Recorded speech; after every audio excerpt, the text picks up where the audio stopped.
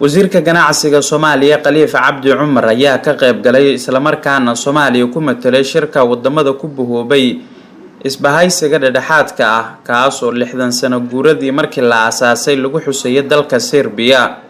shirkan waxaa ku sugan wufuudda in ka badan 150 wadan oo caalamka ah iyadoo kulankan uu soconayo 2 maalmood diiradana lagu saarayo arrimaha ugu horeeya iskaashiga ganacsiga iyo horumarinta dalalka ku mideysan isbahaysigan.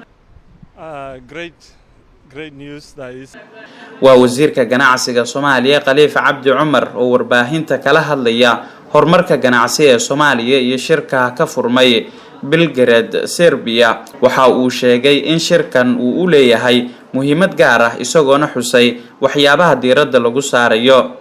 I'm glad to be here in Serbia since waan ku faraxsanahay inaan noqday wasiirkii ugu horeeyay ee Soomaaliya ka socda tan iyo 1990kii soona gaara Serbia.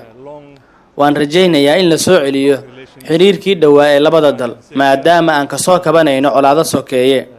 shirkan waxaa jooga in ka badan 80 wadan waxaana yeelan doonaa isfaham iyo iskaashi. isbahaysigana waa muhiim.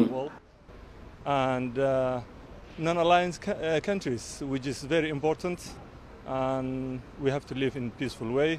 dhanka kale wasiir Khaliif Cabdi Cumar ayaa sheegay in uu kulan gaar ah la qaadan doono dhigiisa dalka Serbia si looga arinsado arrimaha ganacsiga Soomaaliyana ay fursad badeecad dhoofin ah halkaas uga hesho.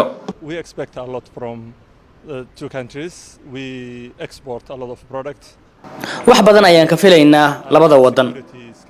waxaynu sameynaa wax badan oo badeecad dhoofin ah xilli uu soo hagaagayo amniga Soomaaliya.